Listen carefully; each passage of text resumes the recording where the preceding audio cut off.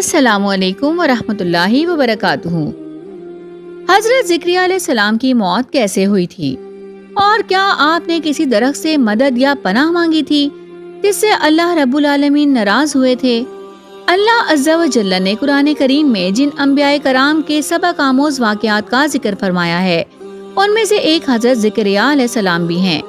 इरशाद बारी है, और ज़िक्रिया और याहया और ईसा और इलियास अलैहिमुस्सलाम ये सब नेकोकारों में से हैं। वीडियो को आगे देखने से पहले आप चैनल को सब्सक्राइब कर लीजिए और बेल नोटिफिकेशन को भी ऑन कर दीजिए ताकि हर नई आने वाली वीडियो की नोटिफिकेशन डायरेक्ट आपके पास आती रहे। हजरत ज़िक्रिया अलैहिस्सलाम हजरत सुलेमान बिन दाऊद की औलाद में से थे। अल्लाह ताला ने आपको बनी इसराइल की हिदायत और रहनुमाई के लिए मबूस फरमाया। कुरान करीम और सीरत व तवारीख की कुतुब में आपकी हयात मुबारका के बारे में बहुत ज्यादा तफसील मौजूद नहीं, ताहम कुरान करीम की 4 सूरतों सूरह आले इमरान, सूरह अल नाम, सूरह मरियम और सूरह अल अंबिया की कुछ आयात में आपका तस्करा है। बाइबल में एक बाब सहीफा ज़िक्रिया के नाम से है, लेकिन ये वो ज़िक्रिया नहीं है जिनका जिक्र कुरान करीम में है। तौरात में जिस ज़िक्रिया का जिक्र किया गया है उसकी विलादत हजरत ईसा अलैहिस्सलाम की विलादत से 500 साल कबल बयान की गई है, जबकि कुरान करीम में जिन ज़िक्रिया अलैहिस्सलाम का जिक्र है वो हजरत ईसा अलैहिस्सलाम की वालदा हजरत मरियम अलैहिस्सलाम के सरपरस्त और हजरत याहया अलैहिस्सलाम के वालिद माजिद हैं। हजरत ज़िक्रिया अलैहिस्सलाम की अहलिया और हजरत मरियम अलैहिस्सलाम की वालिदा आपस में बहनें थीं।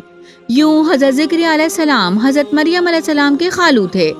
आप नबी होने के अलावा बैतुल मुकद्दस के इमाम, खादिम और एक रूहानी शख्सियत थे। आपके जिम्मे हैकल सुलेमानी और बैतुल मुकद्दस की मजहबी रसूमात को अंजाम देना था। हजरत ज़िक्रिया अलैहिस्सलाम भी दीगर अंबियाए कराम की तरह अपने हाथ से काम करते थे, जिसकी तस्दीक इस हदीस मुबारका से होती है कि हजरत अबू हुरैरा से रिवायत है, नबी करीम सल्लल्लाहु अलैहि वसल्लम ने फरमाया, हजरत ज़िक्रिया बढ़ई थे। हजरत मरियम की वालिदा ने मन्नत मांगी थी कि मेरे घर जो भी औलाद होगी उसे मैं बैतुल मुकद्दस की खिदमत के लिए वक्फ कर दूंगी। तब ये रिवाज आम था कि लोग अपनी एक औलाद को खुदा की राह में वक्फ कर देते थे। फिर ज़ौजा इमरान के यहाँ मरियम की पैदाइश हुई तो वो अपनी नजर पूरी करने अपनी बेटी मरियम को बैतुल मुकद्दस पहुंची, जहाँ बहस छिड़ गई कि बच्ची की किफालत कौन करेगा। हजरत ज़िक्रिया अलैहिस्सलाम चूँकि खालू थे इसलिए आप चाहते थे कि हजरत मरियम की जिम्मेदारी उनको सौंपी जाए, मगर ये दलील कोई मानने को तैयार नहीं था। आखिर कुरानदाजी की गई तो तीनों बार पूरा हजरत ज़िक्रिया अलैहिस्सलाम के नाम निकला। यूं वो हजरत मरियम के सरपरस्त बन गए। उन्होंने हजरत मरियम अलैहिस्सलाम को अपने घर ही में रखा, लेकिन जब वो जरा समझदार हो गयी तो उन्हें मस्जिद से मुत्तसिल एक हुजरे में मुंतकिल कर दिया गया, जबकि रात को वो अपनी खाला ही के पास आकर सोया करती थीं।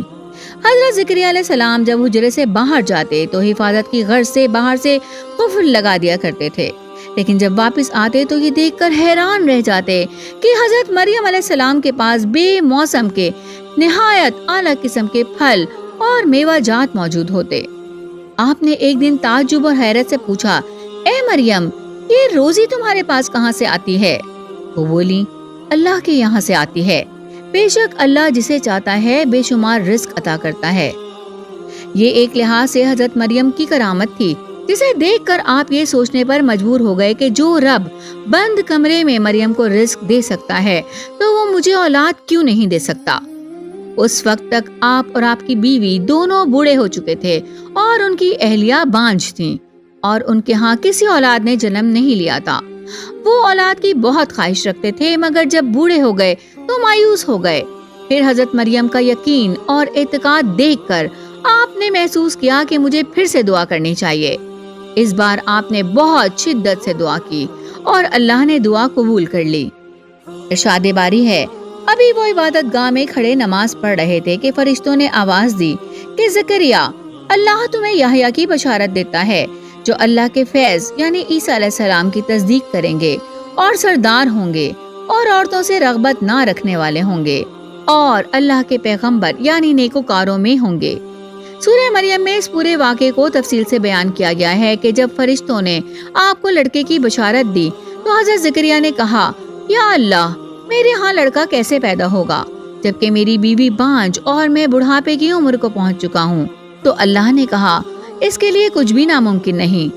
حضرت زکریا علیہ السلام کے ہاں یحییٰ علیہ السلام کی پیدائش ہوئی، جنہوں نے اپنے والد کے نقش قدم پر چلتے ہوئے بنی اسرائیل کی رہنمائی کی ذمہ داری لی، لیکن اس قوم نے حضرت یحییٰ کو شہید کر دیا اور اس کے بعد وہ حضرت زکریا علیہ السلام کو شہید کرنے کے منصوبے بنانے لگے۔ حضرت زکریا علیہ السلام کی وفات کے حوالے سے مختلف روایات ہیں۔ بعض کے مطابق آپ نے اپنی طبعی عمر پوری کر کے انتقال فرمایا، جبکہ بہت سے مفسرین کا کہنا ہے کہ انہیں بنی اسرائیل نے شہید کیا، جبکہ کچھ کے مطابق حضرت زکریا علیہ السلام اپنی قوم سے بھاگے اور ایک درخت کے خلا میں داخل ہو گئے تو قوم نے وہاں پہنچ کر درخت پر آرا چلا دیا۔ کہا جاتا ہے کہ یہ یہودیوں کا بہتان ہے، ایسا کچھ نہیں ہوا تھا۔ وفات کے وقت حضرت زکریا علیہ السلام کی عمر 100 سال سے زائد تھی۔ مورخین کے مطابق آپ کا مزار شام کے شہر حلب کی مسجد جامع زکریا میں ہے۔